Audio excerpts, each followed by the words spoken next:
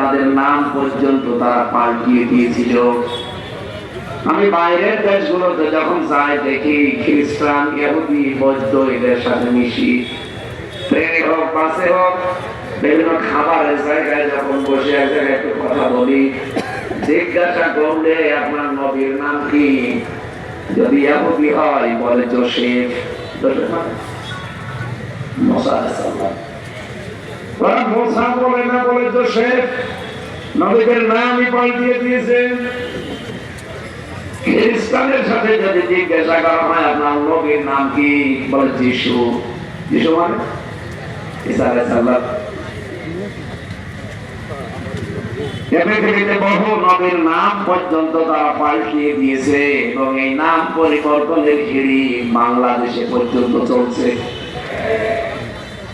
আপনি বিমানবন্দরের নাম ছিল শহীদ জিয়া বিমানবন্দর, নামটা পাল্টিয়ে দিয়ে অন্য নাম দিয়েছে।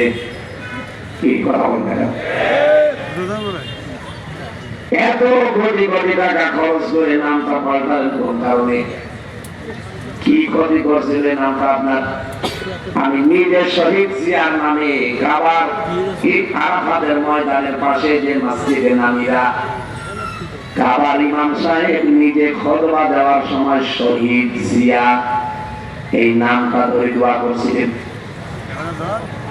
দোয়ার পরবর্তীতে 3-4টা লাইন তিনি আরবিতে বললেন, তার বাংলায় এটা দাঁড়ায়, আরাফাতের ময়দানে লক্ষ লক্ষ মানুষের মাথার উপর একটা ছায়ার ব্যবস্থা করেছে শহীদ জিয়া। কি গাছ দিয়ে? ওখানে জিয়া ট্রি বলে, হাজারত জিয়া। আমি নিজে ওই গাছের ছায়া পেয়েছি।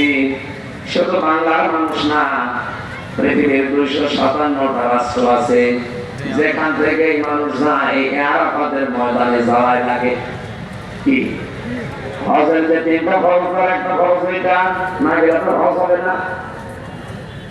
এজন্য সারা পৃথিবীর মানুষ ওই গাছের ছায়া যখন আশ্রয় নেয়, এমনিতেই মরুভূমির দেশ উত্তপ্ত, মানুষ যখন একটু ছায়া পায়, ওই 45-50 ডিগ্রি চলছে, ওই জায়গায় যখন একটু ছায়া পায় মনে হচ্ছে আমি জান্নাতে আছি। তখন মন থেকে দোয়া চলে আসে, আল্লাহ এই ছায়া যিনি দিলে তাকে তুমি মাফ করে দিও। এই জন্য কাবার ইমাম সালে আমি নিজে শুনেছি, উনি খুতবা দিতে গিয়ে শহীদ জিয়াউর রহমান এই নাম ধরে দোয়া করছিলেন। কি ক্ষতি হচ্ছিল? জিয়া আন্তর্জাতিক বিমানবন্দরে না থাকলে কেন আপনি কেটে দিলেন?